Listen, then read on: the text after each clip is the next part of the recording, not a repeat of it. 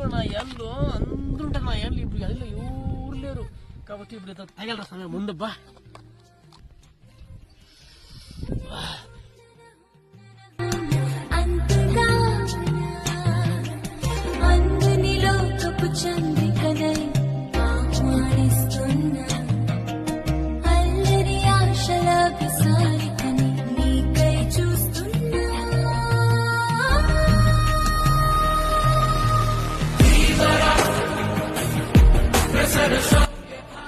తగలరా ముందు ఎవరు సరస్సు వస్తాం నా ఏండ్ల కథ.